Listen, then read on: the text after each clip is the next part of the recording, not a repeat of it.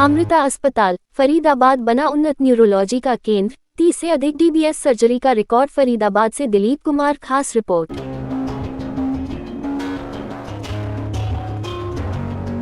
Complications नहीं है और सब पेशेंट्स काफी ठीक हैं और आप कुछ पेशेंट से मिलेंगे भी। तो मैं बुलाना चाहूंगा हमारे department head neurology doctor Sanjay Pandey ji को और हमारे adult neurosurgery head doctor Anand Balasubramaniam ji को। ये आपको डीप ब्रेन स्टिमुलेशन और उसकी सक्सेस के बारे में थोड़ा सा बताएंगे। Over to you. और लीड एक एक्सटेंशन वायर से बैटरी से जुड़ जाती है। तो आप देखें इस फोटो में, तो इसकी लीड है, ये बैटरी है और एक एक्सटेंशन वायर से ये लीड से जुड़ी हुई है। और मेजॉरिटी ऑफ द पेशेंट्स में दोनों साइड लगती है।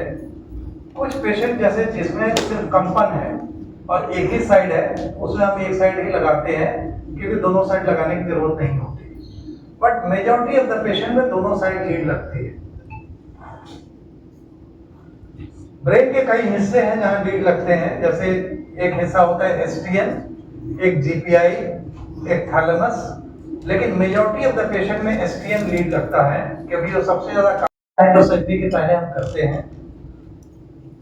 और सर्जरी के टाइम में कुछ हम देखते हैं कि ये कितना इफेक्टिव है, और जब उसके बारे में बिल्कुल कन्विंस हो जाते हैं तब लीड को प्लांट करते हैं। ये सर्जरी का ओटी का माहौल है। और ड्यूरिंग सर्जरी हम कुछ टेस्टिंग करते हैं और टेस्टिंग करके सही जगह पे हम लीड प्लेस हुआ है नहीं हुआ है उसको चेक करते हैं। तो जैसे ये पेशेंट पार्किंसन डिजीज का है, इसको हम चेक कर रहे हैं सर्जरी के टाइम में। और सर्जरी के टाइम पेशेंट जगा हुआ होता है, वो उसको हम पेन के लिए थोड़ा सा एनेस्थीसिया देते हैं। लेकिन आधी सर्जरी जो लीड डालने की है वो पेशेंट अवेक रहता है। और कई न्यूरोफिजियोलॉजिकल पैरामीटर होते हैं जिसे मॉनिटर करके हम पता लगाते हैं कि लीड सही जगह पे है। और आप देखेंगे बड़ा ड्रामेटिक इंप्रूवमेंट होता है। जैसे पेशेंट को कंपन है और सर्जरी के बीच में हमने स्टिमुलेट किया और स्टिमुलेट करने के बाद कंपन एकदम से बंद हो जाता है। ऐसा लगता है जैसे जादू हो गया। जैसे देखिए कंपन बिल्कुल बंद हो गया। और जैसे ही स्टिमुलेशन बंद कर देंगे कंपन दोबारा आ जाएगा। तो इससे हमें पता चल जाता है कि हमारा लीड सही जगह पे लगा हुआ है। उसके बाद देखिए पार्किंसन डिजीज का है, कंपन इतना सीवियर है। सर्जरी के बाद पेशेंट आप देखिए बिल्कुल आपको पहचान में नहीं आएगा यही पेशेंट है। एक दूसरा पेशेंट है, लीवोडोपा पार्किंसन का ट्रीटमेंट है, उसके लेने के बाद डिस्क्रीजिया होता है, इतना सीवियर होता है पेशेंट चल नहीं पाता, खड़ा नहीं हो पाता। ड्यूरिंग सर्जरी, आफ्टर सर्जरी देखिए पेशेंट आपको पहचान में नहीं आएगा। ये पेशेंट अभी यहाँ बैठी हुई है, मैडम आपसे इनकी मुलाकात होगी।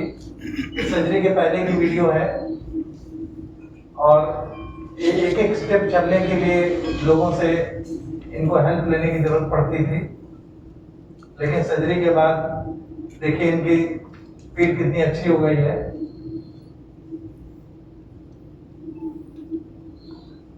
एक और पेशेंट है, यंग पेशेंट है, पार्किंसन डिजीज का, 38 ईयर ओल्ड। सर्जरी किया, सर्जरी करने के बाद इनकी कंपन खत्म हो गई, वॉकिंग भी बेटर हो गया।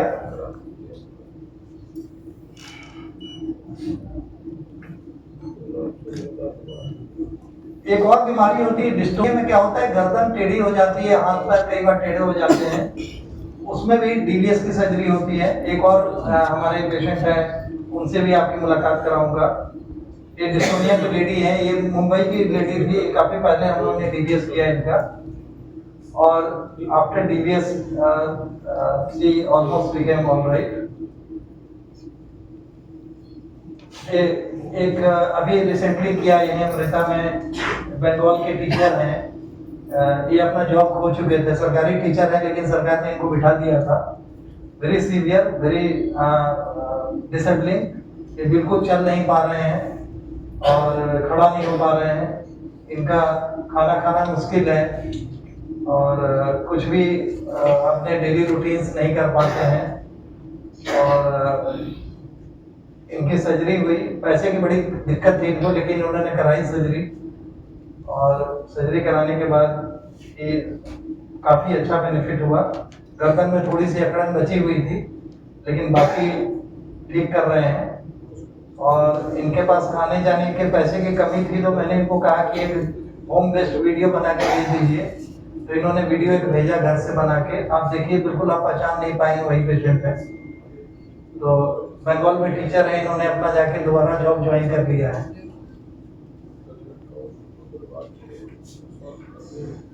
एक मैडम बैठी है यहाँ पे, ये देखिए इनके सर्जरी के पहले की वीडियो। झुक के चलती थी, सर्जरी के बाद देखिए इनका झुकना काफी बेटर हो गया है, अब सीधा चलती हैं। ये अपने पोते के साथ फुटबॉल खेलती थी सर्जरी के पहले, देखिए कैसे झुक के चल रही है। सर्जरी के बाद देखिए कितने अच्छे से फुटबॉल खेल रही है, आपको पहचान में नहीं आएगा। कराने के लिए मैं आपको अभी आगे 10 मिनट में ये डीप ब्रेन सर्जरी क्या होता है, डीप ब्रेन स्टिमुलेशन क्या होता है, कैसे किया जाता है बताऊंगा। ये पार्किंसन डिजीज का 2 तरीका का इलाज होता है। एक तो दवाई, वो एक डोपामिन बोल के एक केमिकल की कमी हो जाती है सिर में, उसकी वजह से चलना फिरना मुश्किल हो जाता है, कंपन आ जाता है, जैसे डॉक्टर संजय पांडे ने बताया आपको। तो पहले दवाई चालू करते हैं, जब तक दवाई असर पड़ती है, पेशेंट ठीक रहता है, उसकी ऑपरेशन की जरूरत नहीं पड़ती। लेकिन दवाई की साइड इफेक्ट शुरू हो जाती है, दवाई की असर कम हो जाती है और पार्किंसन बीमारी चुनना पड़ता है कौन सा पेशेंट ऑपरेशन के लिए लायक है। वो संजय पांडे जैसा डॉक्टर करेंगे। वो मूवमेंट डिसऑर्डर का स्पेशलिस्ट है, हर न्यूरोफिजिशियन स्पेशलिस्ट का जरूरत होता है।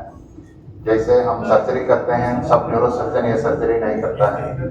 कोई मूवमेंट डिसऑर्डर ट्रेनिंग जो किया है, स्टीरियोटैक्टिक सर्जरी, वो ये ऑपरेशन कर सकता है। इस ऑपरेशन का विशेष क्या है? ये ऑपरेशन का जब ऑपरेशन करते हैं, काट के लिए ऑपरेशन करते हैं, तो दिमाग को पूरा खोल के, हड्डी खोल के, देख के उसको निकालते हैं, हाथ लगा के निकालते हैं। इधर कुछ नहीं खोला जाता है, सिर्फ एक छेद बन जाता है सिर में, और अंदर जहाँ पे नस और काम ठीक से नहीं करता है, वहां तक एक वायर पहुंचा के उधर वो वायर को हम बिठाते हैं। इसको स्टीरियोटैक्टिक सर्जरी कहते हैं। ये फुली ब्लाइंडर प्रोसीजर है, हम नहीं देखते हैं हम कहाँ पहुंचा रहे हैं। लेकिन जैसे आपका नेविगेशन सिस्टम होता है गाड़ी में या फोन में, जैसा हम थिएटर में नेविगेशन इस्तेमाल करके ये काम करते हैं। तो ऑपरेशन के बाद देखेंगे, एक्सरे पकड़ के देखेंगे तो ऐसा दिखाई जाएगा, एक वायर राइट साइड में, एक वायर लेफ्ट साइड में, और ये दोनों वायर जुड़ जाएंगे इधर बैटरी के साथ। जैसा पेसमेकर होता है हार्ट का, जैसा ये समझो ये ब्रेन का पेसमेकर है। टेक्नोलॉजी सेम है, इधर ब्रेन हार्ट को करंट देता है, ये ब्रेन को करंट देता है। ये ब्रेन का ये जो भी पेसमेकर हम इधर लगाते हैं, बैटरी कहते हैं इसको ऑन ऑफ कर सकते हैं, करंट को बढ़ा सकते हैं बाहर से, मैग्नेटिक स्टिमुलेटर से। पेशेंट भी कर सकता है, डॉक्टर भी प्रोग्राम कर सकते हैं। तो ये ऑपरेशन के लिए बहुत सारा स्टेप्स होता है। पेशेंट को चुनना, किस पेशेंट को ये सही होगी, ये पेशेंट की बीमारी पार्किंसन ही है या और कोई बीमारी पार्किंसन जैसा आ रहा है, ये सब पांडे जी जैसा मूवमेंट डिसऑर्डर स्पेशलिस्ट ही बता पाएंगे। तो सीधा ऑपरेशन करना न्यूरोसर्जन के पास आ गया तो कभी कभी किसी हॉस्पिटल में ऐसा हो जाता है, सीधा सर्जन के पास पहुंच जाता है और सर्जन ऑपरेशन कर सकता है बोल के ऑपरेशन कर देते हैं। उसके बाद अच्छा इफेक्ट नहीं होता तो ये पूरा DBS का भी गंदा नाम बन जाती है। ऐसा नहीं होना चाहिए। इसके लिए टीम बन के, न्यूरोलॉजिस्ट और न्यूरोसर्जन टीम बन के काम करना चाहिए। वो हमारा हॉस्पिटल का एक वेरी इंपॉर्टेंट डिस्टिंक्शन है। तो इसके लिए प्री ऑप वर्कअप होती है, प्लानिंग होती है, हम एक फ्रेम बिठाते हैं, उसके बाद उसका स्कैन का जोड़ते हैं, और उसके बाद कहाँ पे हम पहुंचने वाले हैं वहां पे वायर पहुंचा के पहले इलेक्ट्रिक करंट रिकॉर्ड करते हैं, हमसे ही जहाँ पे है कि नहीं देखने के लिए। उसके बाद वहां पे करंट देख के चेक करते हैं, जैसा पांडे जी ने दिखाया, मैं भी थोड़ा दिखाऊंगा आपको। उसके बाद उसी जहाँ पे फाइनल लीड को हम जोड़ के बैटरी से जुड़वा के वापस निकलते हैं। ये पूरा ऑपरेशन किया जाता है, उसको बेहोश नहीं करते हैं, पेशेंट हमसे इंटरेक्ट कर सकता है, हम चेत बनने के समय भी उसको दवाई देते हैं दर्द मिटाने के लिए, लेकिन पेशेंट कॉन्शियस रहेगा और हमसे बात कर सकता है, हाथ पैर हिला के दिखा सकता है अच्छा हो रहा है कि नहीं। ये हमारा प्लानिंग स्टेशन जहाँ पे पहुँचना है वहाँ पे करंट आइडेंटिफाई करने के लिए ऐसा वाला फ्रेम पेशेंट की सिर में बिठाई जाती है, ऐसा दिखाई देता है। 4 छोटा इंजेक्शन लगाएंगे तो ये जैसा इसकी सिर में पकड़ी हुई है वहाँ पे दर्द नहीं होती। ये फ्रेम बिठाया गया, फ्रेम होने के बाद सीटी स्कैन करना, ये सीटी स्कैन को ऑपरेशन से पहले जो एमआरआई किए हैं उसके साथ जोड़ना और वो जो प्लानिंग किए हैं कहाँ पहुँचना है वहाँ तक पहुँचने के लिए हमको नेविगेशन पैरामीटर, वो मैथमेटिकल कैलकुलेशन होता है, वो सब सॉफ्टवेयर कर देता है। ये अच्छा वाला टेक्नोलॉजी मशीन चाहिए, नेविगेशन मशीन हमारे पास है, तो इससे हम ट्रैजेक्टरी प्लान करते हैं किस एंगल में पहुँचने के लिए। तो ये ऑपरेशन कर रहे हैं हम ऑपरेशन थिएटर में, वो वही ट्रैजेक्टरी में चेत बनाने के लिए, चेत बनाने के बाद वही यही इलेक्ट्रोड है, इतना पतला है देखिए, वो हम पहुंचा रहे हैं अंदर। ये इतना पतला है, हम एक बॉल की ये इलेक्ट्रोड रिकॉर्ड भी कर सकता है और जिसकी अंदर प्लेट भी कर सकता है। सो ये रिकॉर्डिंग है जो उसका इलेक्ट्रिक सिग्नेचर जब हमको मालूम है हम सही जहाँ पे हैं, उसके बाद हम स्टिमुलेट करते हैं, देने के बाद देखिए वो हिल पाएगा। ये चेक कर रहे हैं हम ऑपरेशन करते वक्त, पेशेंट जगह हुआ है, बात कर सकता है। ये देखिए हाथ ऊपर नहीं उठ रहा है, अभी करंट देने के बाद एकदम अच्छा उठा के ऊपर नीचे कर सकता है। हम 2 चीज देखते हैं, अच्छा इफेक्ट हो रहा है और बुरी इफेक्ट, साइड इफेक्ट नहीं हो रही है, तब भी हम उस जगह पे वो वायर को हम छोड़ सकते हैं। एक कोई पेशेंट किया हुआ पेशेंट है, ऑपरेशन से पहले कितना स्लो था देखिए, कंपन ज्यादा है और हिल नहीं पा रहा है, उठ नहीं पा रहा है, चलने के ऑपरेशन करते करते तुरंत कितना अच्छा हाथ भी चल रहा है और खड़े होके चल भी पाते हैं। तो ऑपरेशन के बाद तुरंत इफेक्ट मिल जाता है, वो करंट शुरू करने के बाद और अच्छा इफेक्ट मिलता है। ये ऑपरेशन के बाद एक्सरे करेंगे तो ऐसा वायर दिखाई देती है अंदर और ये बाहर का जुड़ा हुआ वायर बैटरी से। ये सिर्फ पार्किंसन की नहीं और कोई मूवमेंट डिसऑर्डर बीमारी के भी ये यूज होता है, उपयोग होती है। ये टार्गेट डिस्काइनिया बोलते हैं, ये मरीज बैठ नहीं पा रहा था, उसका बैलेंस नहीं था, गिर जाता था, ये ऊपर किसी बिस्तर में नहीं सो पाया, सिर्फ जमीन में सोना था और चलने भी 2 आदमी पकड़ने की जरूरत थी क्योंकि बैलेंस नहीं थी। ये ऑपरेशन करने के बाद देखिए अभी आराम से बैठा हुआ है किसी की मदद के बिना और चलना भी कोई आदमी पकड़ने के बिना चल सक रहा है, टर्न कर सक रहा है, गिरता नहीं। ऐसा ही बीमारी है डिस्टोनिया बोल के, ये जीभ बाहर निकलता था ये पेशेंट के लिए, जब भी मुंह खोल के बात करने के लिए कोशिश कर रहा था इसका जीभ बाहर आते हटक रहा था, इसको बातचीत करना मुश्किल हो गया, नहीं कर पा रहा था। ये ऑपरेशन के बाद देखिए आराम से बैठ के एक इंटरव्यू दे पा रहा है।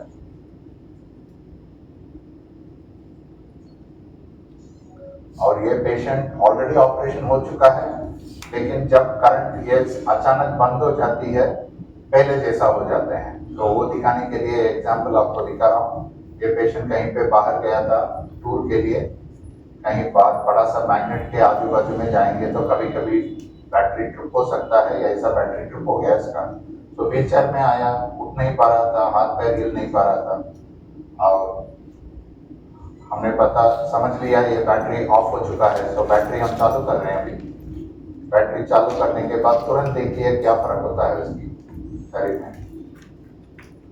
ऑन कर दिया हम, तुरंत वो रोबोट जैसा हाथ हिलना चालू हो गया और जो आदमी व्हीलचेयर में आया वो खड़े होके वापस पैदल चल गया।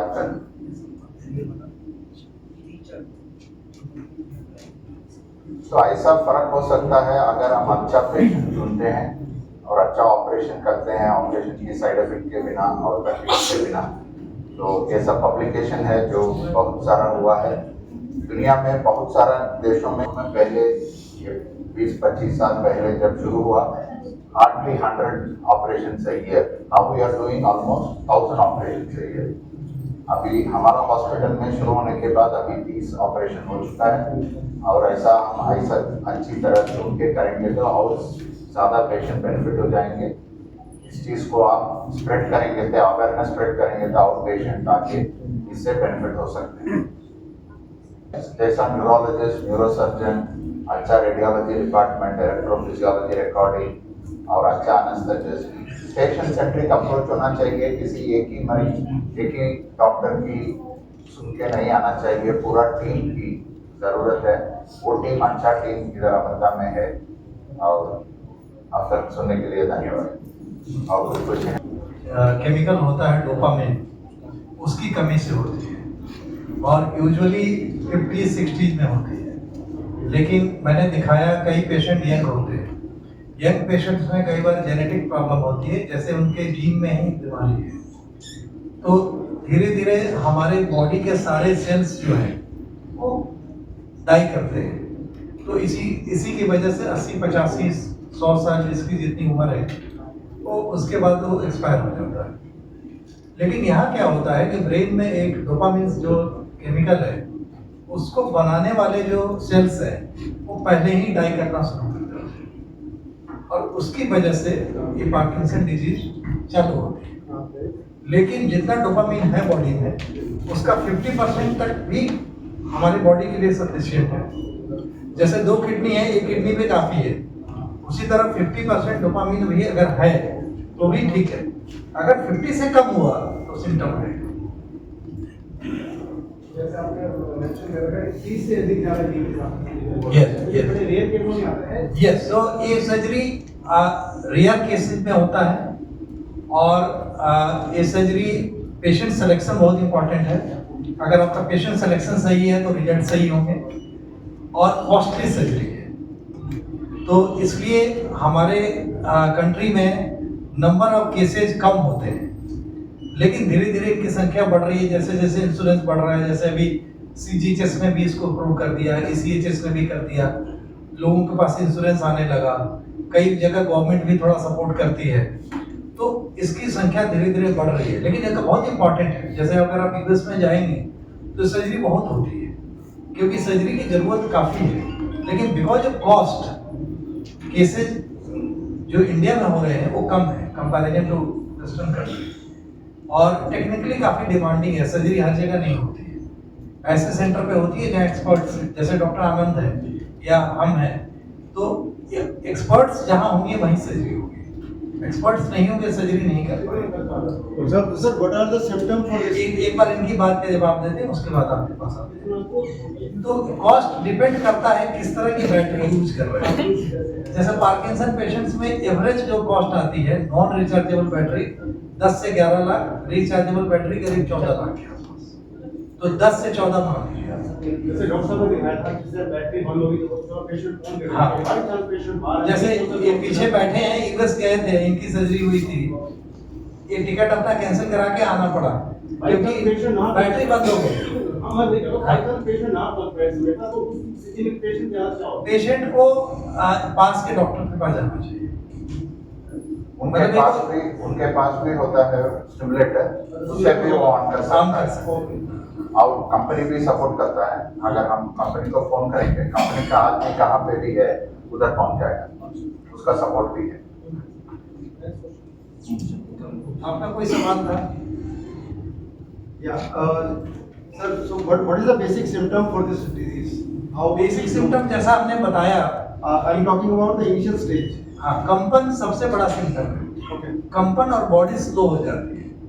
तो अगर किसी को कंपन हो, आपके आसपास किसी को कंपन हो, तो उसको जरूर डॉक्टर को दिखाना चाहिए। होता क्या है, समाज में इस तरह की भ्रांति फैली हुई है कि कंपन है तो बुढ़ापे की निशानी है, होता है, सबको होता है, 60 के बाद होता है, लेकिन ऐसा नहीं है। अगर किसी को कंपन होता है तो हो सकता है वो पार्किंसन डिजीज हो। आपने जिसको बुढ़ापे की निशानी समझी है वो हो सकता है इलाज से ठीक हो जाए। तो किसी भी कंपन को आप मामूली कंपन मत समझिए, उसको लाइटली मत लीजिए। आप डॉक्टर साहब के पास जाइए, डॉक्टर बताएगा कि ये मामूली कंपन है या पार्किंसन डिजीज है। अगर पार्किंसन डिजीज है तो उसका इलाज होगा, मामूली कंपन है तो हो सकता है कि आपको कुछ बेसिक दवा लिख के घर भेज दे, बट इसका जजमेंट आपको खुद नहीं करना है, आपके डॉक्टर के ऊपर छोड़ना है। सब ये ब्रेन में जो क्लॉट्स होते हैं या अटैक पड़ता है, उनकी वजह से ये पार्किंसन और डिस्टोनिया हो सकता है। किस चीज का अटैक? ब्रेन अटैक होता है जो क्लॉट्स वगैरह। हाँ, तो कई बार स्ट्रोक की वजह से भी पार्किंसन होता है जी और डिस्टोनिया भी हो सकता है, जी। लेकिन उसके सिम्टम अलग होते हैं। जी। जैसे अगर स्ट्रोक से पार्किंसन होगा तो उसमें कंपन कम होगी, पेशेंट को चलने में दिक्कत ज्यादा होगी, जैसे पैर घसीट के चलेगा, जिसको हम वास्कुलर पार्किंसन बोलते हैं। डिस्टोनिया होगी बॉडी की एक साइड में होगी, दोनों साइड में नहीं होगी। ये मतलब दोनों अलग अलग हैं। हाँ, तो स्ट्रोक की वजह से भी हो सकता है, लेकिन स्ट्रोक की वजह से जो पार्किंसन और डिस्टोनिया होता है उसके सिम्टम अलग हैं। जी डॉक्टर साहब, जो ये मिर्गी वाली बीमारी है, क्या ये भी पार्किंसन का ही कोई मतलब? नहीं, मिर्गी की जो बीमारी है वो अलग तरह की बीमारी है, उसमें ब्रेन में अबनॉर्मल करंट्स होते हैं और उसकी वजह से प्रॉब्लम होती है। और मिर्गी के पेशेंट्स में भी डीबीएस यूज होता है, उतना कॉमन नहीं है, लेकिन अगर पेशेंट को मान लो दवा से फायदा नहीं हुआ, पेशेंट सर्जिकल कैंडिडेट नहीं है, तो उसमें भी डीबीएस कर सकते हैं और आजकल अच्छे रिजल्ट आ रहे हैं। डॉक्टर साहब, ये जो इलाज है ये कितना कारगर है? जिसमें साथ होता है कि मैग्नेट लगा होता है, वो कोई ऐसे एरिया में चलाया जाए जहाँ पर मैग्नेट जाते हैं तो वहाँ पे और कितना नुकसान हो सकता है? क्या नुकसान नहीं, होगा? नहीं। ये मैग्नेट साधारण मैग्नेट से बंद नहीं होगा, बहुत सारा बहुत स्ट्रॉन्ग मैग्नेट होना चाहिए। जैसा ये बहुत बड़ा बड़ा टावर होता है ना, इलेक्ट्रिक टावर, उसकी बाजू में मैग्नेटिक फील्ड हो सकती है, या बड़ा बड़ा कॉन्सर्ट में आप इतना बड़ा स्पीकर देखते हो, वो मैग्नेट होगा। साधारण मैग्नेट से कुछ नहीं होती। ये सब सेफ है, एमआरआई का भी सेफ है। और कितने टाइम तक जो आपने नहीं, बताया आपका एक और क्वेश्चन जो था उसका मैं भी आंसर देना चाहूँगा कि जब पेशेंट की सर्जरी हो जाती है हम उसको एक सर्टिफिकेट देते हैं। तो जैसे आप एयरपोर्ट में जाते हैं, मॉल में जाते हैं, वहाँ आपकी स्कैनिंग होती है, वो सर्टिफिकेट को देख के आपको स्कैनिंग से फ्री करते हैं। तो उससे या क्या है, मेटल डिटेक्टर से जो आता है, तब पता चलेगा अच्छा अंदर कुछ लगा हुआ है। हाँ, तो उससे आपको नहीं करेंगे तो आपका मैग्नेट पर कोई इफेक्ट नहीं आएगा। सिटी स्कैन वगैरह कराने जाएंगे तो कोई दिक्कत नहीं, कर कोई सकते, दिक्कत कर नहीं, कर सकते। सकते। जो होता है एमआरआई भी इसका कारण अलग होता है, उसका इलाज अलग होता है। में ज़्यादा होता है। इसमें जो बच्चे हैं, जैसे आज बच्चा पैदा हुआ है तो गर्भ में भी हो सकता है, गर्भ नहीं निकलने के नहीं, बाद गर्भ में यूजुअली नहीं होता, लेकिन यंग बच्चों में भी ट्रेमर हो सकता है, यंग बच्चों में भी डिस्टोनिया हो सकता है। यूजुअली पार्किंसन 50 to 60 में होते हैं, लेकिन एक अलग तरह का Parkinson, young onset juvenile Parkinson, वो कम एज में भी हो सकता है। डॉक्टर साहब, जैसे परिवार में 50% से 60% कोई पेशेंट है, उसको ये बीमारी है, और उसके परिवार वाले सोचते हैं कि चलो यार तो क्या टाइम से नजदीक है तो नहीं करवाते, तो कितने पीरियड तक वो जीवित रह सकता है? देखिए, पार्किंसन का पेशेंट जो है वो जीवित तो रहेगा, लेकिन उसकी क्वालिटी ऑफ लाइफ क्या होगी? आप देखिए पेशेंट बेड पे लेटा हुआ है, कांप रहा है, तो कहने का मतलब है कि क्वालिटी ऑफ लाइफ भी तो जरूरी है कि अगर वो जिए तो किसी मतलब के लिए जिए, तो क्वालिटी ऑफ लाइफ बहुत इंप्रूव हो जाती है। क्वालिटी ऑफ लाइफ बहुत इंप्रूव हो जाती है और उसमें फायदा ज़्यादा है। जीना तो भगवान के हाथ में कितने साल जिएंगे। ये बीमारी कंपन से शुरू होती है, लेकिन चलना फिरना मुश्किल होता है, स्लो हो जाते हैं। कभी कभी किसी से मदद के बिना बाथरूम जाके आना, खाना खाना भी मुश्किल हो जाता है, तो उसके लिए कुछ करना। अभी तो बताया कि 10 से 14 बहुत सारे कारण हैं। एक कारण है कि जेनेटिकली आपका कम है, कि आपके सेल्स जो है वो ससेप्टेबल है डैमेज होने के। दूसरा, कई बार हम जो नींद की गोलियां लेते हैं उससे कम्युनिटी मेडिकेशन है, उससे कर सकते। कई लोग गैस की दवा लेते हैं, लिवोसल्फिराइड, जैसे गैस, अगर मैं यहाँ पूछूँ तो आधे लोगों को गैस की दिक्कत होगी और आधे लोग दवा भी ले रहे होते हैं। तो गैस की दवा भी नहीं लेना चाहिए, क्योंकि उससे भी पार्किंसन का एक एसोसिएशन डॉक्टर्स दे रहे हैं सर, उन्हें पता होगा नहीं। कई बार नहीं भी पता होता। जैसे मान लीजिए कि आपका जनरल फिजिशियन, उसने कभी पार्किंसन पेशेंट को ट्रीट नहीं किया तो उसको नहीं पता है, तो मतलब बिना मतलब की कोई दवा मत लीजिए। और तीसरा कारण कई बार इन्वायरमेंटल टॉक्सिक, जैसे कोई इन्वायरमेंट में, जैसे ये भी देखा गया कि जहाँ पॉपुलेशन की समस्या ज़्यादा है वहाँ पार्किंसन के पेशेंट ज़्यादा हो रहे हैं। तो ये 3 मेजर कारण तो है। इसको बैलेंस कैसे रखा जा सकता है? बैलेंस करने के लिए ऐसा नहीं कोई फूड है, कहते थे कि हल्दी में डोपामिन होता है, हमारे पुराणों में ऐसा कहा गया है। तो हल्दी तो खाने की परंपरा है हमारे समाज में, लेकिन ऐसा कोई डायरेक्ट एविडेंस नहीं है कि हल्दी से डोपामाइन बढ़ जाता है। तो बेहतर यही है कि अगर हो जाए तो डॉक्टर के पास जाइए और जो डॉक्टर कह रहा है उसको फॉलो करिए। लेकिन कई बार स्ट्रेस की वजह से भी ऐसा होता है कि कोई पेशेंट है, उसको स्ट्रेस आ गया, उसमें बेहोश हो गया, आंखों में कंपन आने लगा। लेकिन अगर कोई बेहोश होता है, कंपन आती है और वॉमिटिंग होती है तो डॉक्टर के पास जरूर जाए। जैसे हो सकता है ब्रेन में कोई सीरियस इशू, जैसे कोई ब्रेन ट्यूमर हो सकता है, या कोई रसौली हो सकती है, या ब्रेन का टीबी हो सकता है, तो उसको देखना बहुत जरूरी है। कहाँ से हैं आप? मैं दिल्ली से। आपका नाम सुनाम? सरोज देवी। क्या है, अमृता हॉस्पिटल में आप दिखाने के लिए आए थे, तो क्या है, क्या प्रॉब्लम थी आपको? सिम्टम?